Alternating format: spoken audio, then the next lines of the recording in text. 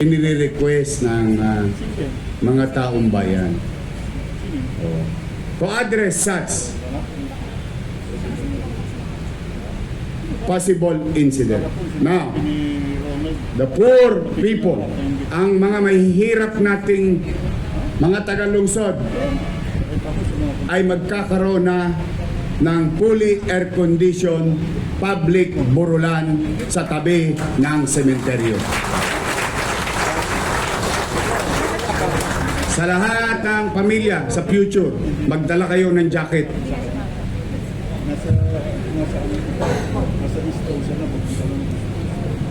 Giginawin yung bangkay dito. Opo, we opted to, inisip namin na tugunan yung kahilingan ng mga may hirap nating kababayan at yung inire-request ng mga barangay official na kumare magkaroon na ng sentro na burulan. Walang tosgas. Dadali nyo lang yung bangkay nyo sa kasarili nyo. O pagkayari, mamimili na kayo. Dalawa titira sa inyo. Apoy o uod. Dalawa lang. Isang kempot mo lang. Lilibing mo na todits. O gusto mo naman, iuwi yung isang kultura na maiuwi mo yung ash or abo. Isang kembot lang. Hi guys, good morning. Ayan, welcome back sa ating channel, Jones Garrett TV. So, nandito tayo ngayon sa may North Cemetery. Ayan, sa pinaka-entrance. At yun nga, merong groundbreaking ang Mayor ng Maynila. Ayan, yung Isko Moreno dito sa may side na to ng Manila North Cemetery, yung MDRRMO. Ayan, so abangan natin si Yorme, parating na. Ayan, so nag-intro lang tayo. So yun, at syempre abangan nyo na rin yung karugtong ng video na to, yung speech ni Yorme sa groundbreaking. Ayan. Bali, ito yung place ng groundbreaking ng DRRMO. Ayan, malawak-lawak din to.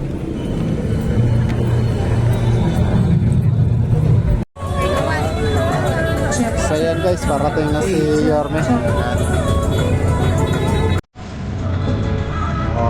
Ito na yung inaantay natin.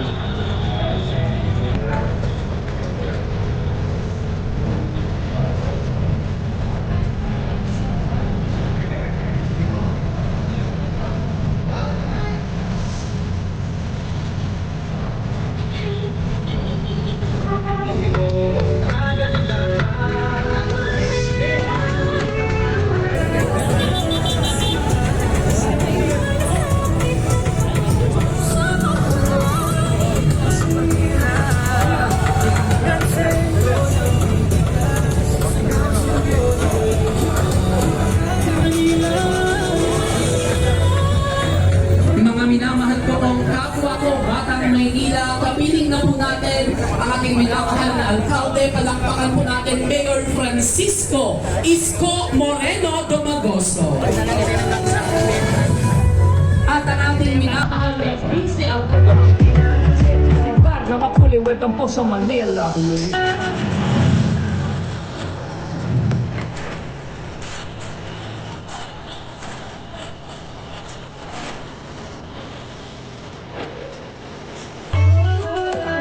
By Councilor Baile Atienza and Councilor Fa Fugoso.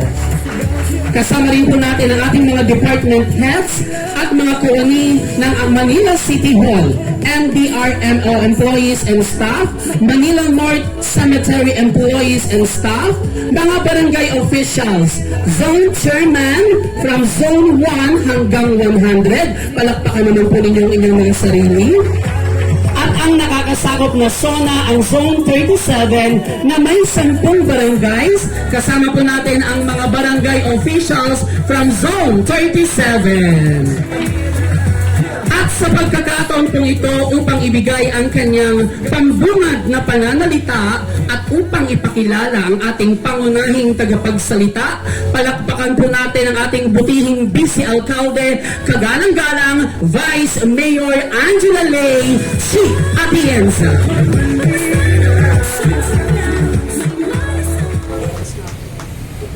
Magandang umaga po sa inyong lahat. Kamusta po kayo? Napakaganda ng umaga ngayon dito sa District 3. Pero bago po ang lahat, gusto ko muna bumati sa ating napakagaling na alkalde, si Yorme Isko Moreno Dumagoso, si Director Arnel Angeles, si Director Daniel Tan, at ang ating City Engineer, Andres. Sa lahat ng mga konsihal na narito ngayon, lahat ng mga chairman na nakikita ko, halo-halong mga distrito, magandang umaga sa inyo lahat. Alam nyo, nakakatuwa at masarap sumuporta sa isang alkalde na ang bisyon para sa ating lungsod ay gawin tayong parang Singapore balang araw. At nagulat ako nung nakita ko ang design ng ating magiging DRRMO Flood Monitoring Command Center. Parang kahit papaano, matitikman natin ang konting Singapore dito sa Maynila. Kaya palakpakan natin ang ating alkalde na si Yorme Isko Moreno Dumagoso. Alam mo, bilang vice-alkalde ninyo, ina ng City Council, makakaasa po kayo na dahil naniniwala po ako sa direksyon ng administrasyon to, kasama ng ating mga councilors, buong buo po naming susuportahan si Yorme Isko Moreno Dumagoso. Dahil, alam ko po, ng suporta namin na buong ibibigay sa kanya, ay suporta po namin sa inyo. Dahil alam namin at may tiwala kami na ang trajectory at ang gusto niyang mangyari for 9 years or 10 years na sinasabi niya na tatayuan niya tayo, naniniwala ako na unti-unti talaga may tataas natin ang antas ng pamumuhay ng bawat Manilenyo at tatamos ang ilong natin na tayo'y mga Manilenyo. At naniniwala rin ako na makakamtan natin na maging parang Singapore balang araw. Anyway, nandito ako para ipakilala ang isang tao na alam kong kilalang kilala niyo na. Pero, ang akin, base sa nakita ko sa aming pagtatrabahong magkasama ng ilang buwan, nakita ko na meron siyang isang salita. At meron siyang isang puso na talagang tatayuan niya ang mga Manilenyo. Kaya alam ko, maaari tayong yumabang na nasa atin ang pinakamagaling na mayor sa buong Pilipinas. Kaya hindi ko na po hahabaan ang sasabihin ko dahil alam ko namang kilalang kilala niya na si Yorme. Kaya palakpakan natin ang ating pinakamamahal na si Yorme Isko Moreno Dumagoso.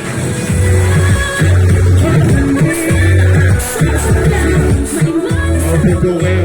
Maraming salamat. Palakpakan natin ang ating Vice Mayor Chi Atienza. At ang ating mga konsyal, ang Tercera Distrito, Pa Pogoso, Miley Atienza, Karen Albarbar, sila po nandito at nakikiisa. At ang ating mga barangay chairman sa 3rd District at buong Maynila na dumako pa rito, ang lalayo. May Tondo, Santa Mesa, San Andre, kumpleto na rito halos lahat. Welcome po kayo sa 3rd District of Manila. Mga kagawad, Secretary Treasurer at special mention yung mga XO. Mga balagong sa gabi. Yan talaga mga katulong natin na magbigay ng tulong, aksyon sa mga or what you call peligro de ora ng ating barangay. Dito po tayo ngayong umaga. Nagsasama-sama tayo upang patuloy na inahanda ang ating syudad sa mga hamon ng nagdaan. Katulad halimbawa ng matinding pagbaha. Hindi lang sa Maynila, kundi sa buong Metro Manila. This facility will empower our people to have a proper data or what you call data management and monitoring of flood water going around our city, riverside, and creekside. And this facility may, particular to, may save lives with accurate data, timely action, and information. I think we may save lives and property during challenging, not years, but every year of our life. Kasi every year may bagyo. Kaya minabuti namin, ano ba ang pwedeng gawin ng pamahalang lungsod o ng lokal na pamahalaan sa suliranin ng flood control while the national government is addressing it now, no? Ano yung mga bagay naman na pwedeng gawin ng bawat lokal na pamahalaan upang maging bahagi ng solusyon, hindi para ituro ang daliri kung kani-kaninong muka, but to act on the matter to help its citizens or constituents. Here we are today. Whether nature o pagtatanim ng mga halaman sa ating kapaligiran, whether technology, whether facility, and of course our human resources in the city of Manila. Kaya pumanatag kayo, hindi lang tayo sa teknolohiya at mga halaman o nature, humahanap ng tulong upang maging bahagi ng solusyon, bagkos pinalalakas din natin ang kasanayan ng ating mga bahagi ng pamahalaan, particular na ang ating human resources. With the facility above of this building, we may have more data analytics, measuring problem, projecting plan, and cushioning or create action plan to cushion masamang magiging epekto ng isang hamon sa ating pamayanan. So, yan po ay mga paghahanda o mga gamit na in my own little way that I acquired going to school and places across the globe, and begging whatever we can adopt in our community. This is where they started. With the right data, you can create right action plan. Hindi na to yung alam yung pupunta ka sa Pokyaps, upo ka doon sa isang lamesa, tawa ka ng bolang bilog. Bolang bilog, huwag tutulog-tulog. Ba, baby, bobo. Baka nanonood kayo nung araw. Hindi na natin kailangang hulaan. Our leaders in the respective agency will have enough tools na ibagay naman sa limited resources natin and efficiently confronting our recurring yearly problem. And it's all about saving a life. Lives better, but every life, every person, every human being that we may and can save is one success. Or kumbaga sa shout out sa mga naglalaro sa lupa, may tarya, may guhit ka, tingin ko yun po ay isang katagumpayan ng sinumang pamal. Now, pangalawa, as you all know, pare-pareho naman tayo halos lahat dito, hindi naman magkakaiba lugar natin, kaya very unique ang Maynila.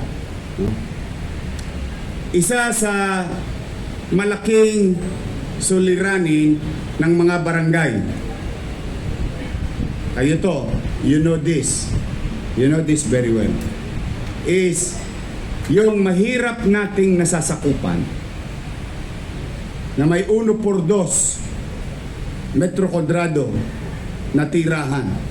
O nakikipisan lang. 3, 4 sila sa pamilya. O, higaan, chichaan, etsasan, kusina, at yun na yung buong bahay. Like katulad ng bahay namin. Isa sa nagiging suliranin ng mga barangay, walang maburulan. Sa iskinita na lang. O sa labas ng barangay hall. O misa sa barangay hall. Yung iba naman maswerte. Magaganda ang mga barangay hall, medyo malalaki. At yung ibang barangay naman, nagpapagawa pa ng chapel. But 896 barangays. Just imagine, all over the city. Talagang misa sumasakit ang ulo ni Kagawad, ni chairman, pag nilalapitan sila, saan po namin ibubulong? O kaya kumisa sa iskinita. O kaya, ewan ko, I think yung iba sa inyo na-experience na. Patay na. Inililigtas pa. Pag may sunog. O binubuhat yung patay, baka matusta eh. O yung experience ko sa Damka, mga taga Santa Mesa. O, pinasok ng tubig yung Damka. Walang makapasok na pamahalaan. And I've showed them how to do it. Ewan ko kung nakita nyo yung litrato na yun about 7-10 years ago. We went inside in the middle of Damka kasi pumasok na yung what you call San Juan River. No? Pumasok na. Ano ho yun? Tabo eh. Parang planggana ho yung Damka eh. Pagpasok ng tubig nun, tatagal po yun. May burol. Buti naman yung kabaong lumulutang sa baha. But, you know, it may sound funny and come to think of it in hindsight, ang hirap talaga maging mahirap. Sa totoo lang. Yun naman inire-request ng mga taong bayan. To address such possible incident. Now, the poor people, ang mga mahihirap nating mga tagalungsod ay magkakaroon na ng fully air-conditioned public burulan sa tabi ng sementeryo. Sa lahat ng pamilya, sa future, magdala kayo ng jacket.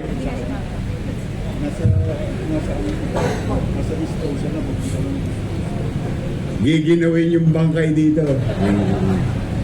Opo, we opted to inisip namin na tugunan yung kahilingan ng mga may hirap nating kababayan at yung inire-request ng mga barangay official na kumare magkaroon na ng sentro na burulan. Walang tosgas. Dadali nyo lang yung bangkay nyo sa kasarili nyo. O pagkayari, mamimili na kayo. Dalawa titira sa inyo. Apoy o uod. Dalawa lang. Isang kempot mo lang. Lilibing mo na todits. O gusto mo naman, iuwi yung isang kultura na maiuwi mo yung ash or abo. Isang kempot lang. Isang apak lang nasa libingan. So there will be a public chapel dedicated to, particular to the poor people or families in Manila. Dahil kahit mahirap ka't patay ka na, we, the government, must give back dignity. Kailangan maibalik natin ang dignidad sa labi ng mga kapwa natin Manileño.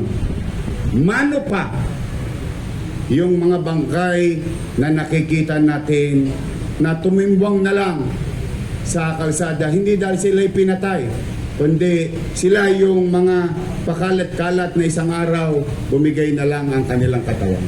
You always give dignity to human being. Pangatlo, isa sa malaking problema ng mga mahihirap nating kababayan, yung unclaimed body. Umabot tayo sa sitwasyon ng pag-upo ko, nakakita ko mga kusyal, nakakita ko ng tapa. Halos kulay tapa na yung bangkay. Just imagine that it's you. Nobody claimed. And you're just being stored na nakasako, nakatela. I mean, one, yung sanidad for the living person. But the dignity sa buhay ng tao o sa labi, kahit bangkay yan, may dangal yan. And for the first time, this facility also will build a coroner's office where yung mga labi na matagal na tatenga ay maaalagaan ng inyong pamahalang lungsod sa isang maayos, tama na pasilidad. So, mga kababayan, patuloy kong dinidinig sa mga manunod ang inyong mga kahilingan na sana ay merong ganito, sana ay merong ganyan. Huwag kayong mag-alala. Lahat ng sana ninyo, tutuparin ko, ay sala lang ang problema. Choppy na lang ang problema. Pero, we will do our best in our own little way.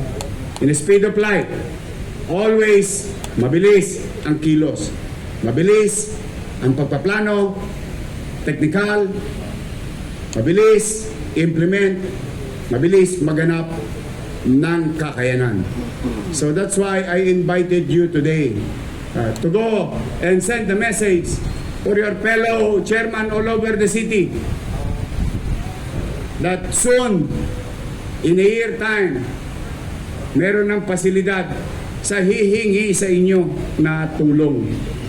At yung mga halos linggo-linggo o buwan-buwan yung suliranin bilang barangay official is now being addressed by your city government.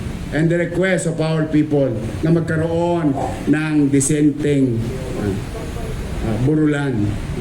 Ano ito? Sino nakapunta sa PAS? PAS, funeral homes. Nakapunta na kayo? O yung mga ano yung burol, yung online. Anong company yun? St. Peter. O, sino gusto pumunta? Hindi. Kasi baka hindi nyo nabivisualize eh. No. At that level,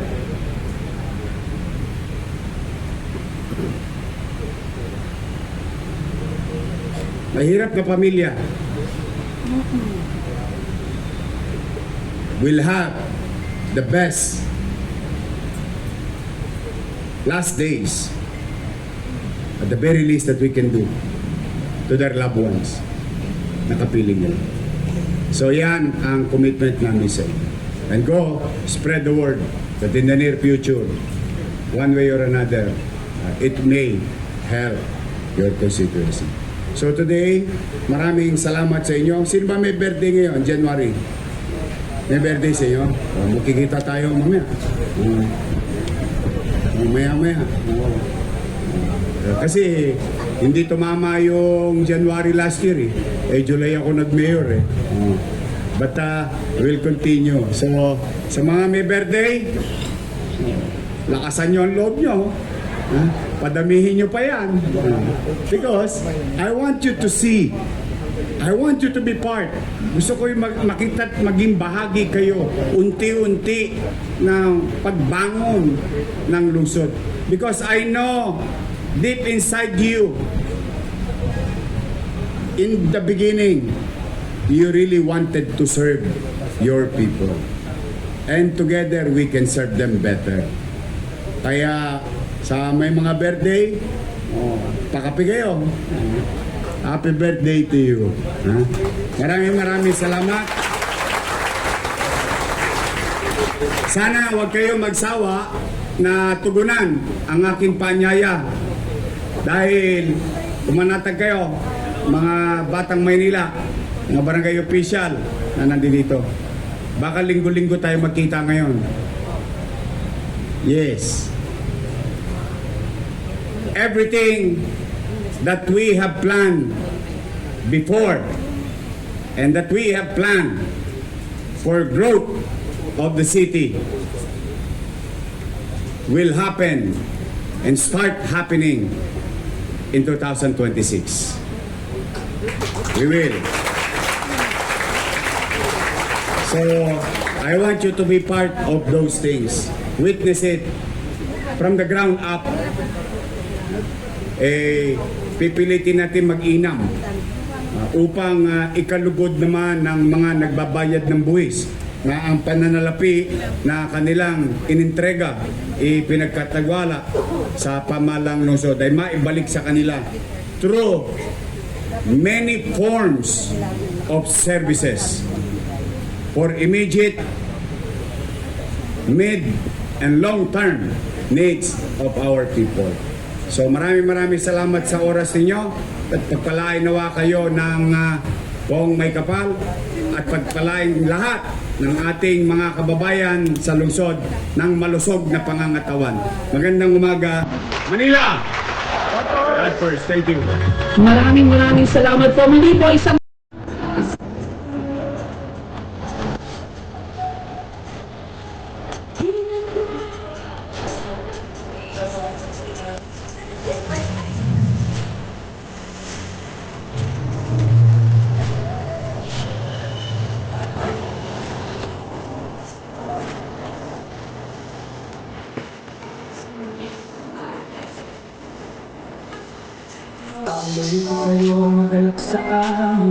ganap na pong naibaon at tatakpan na po ito. At sa lahat po ng ating mga kasama ngayon, mayroon po tayong pagkakataon for photo opportunity. Kasama po ang ating butihing alkalde, ang ating minamahal na vice mayor at ang mga councilors. Gagawin po natin ito row by row.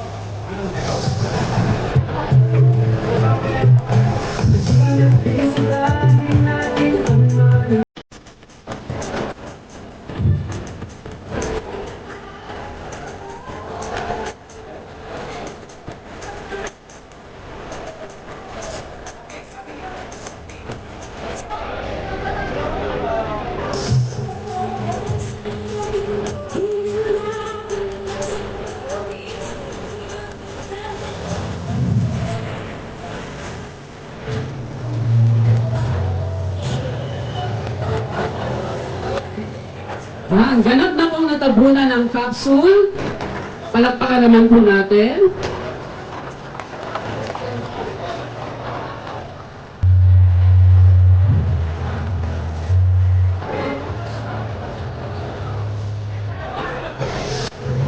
At opisyal na po ang pagsisimula ng construction ng MDRRMO Flood Monitoring Command Center.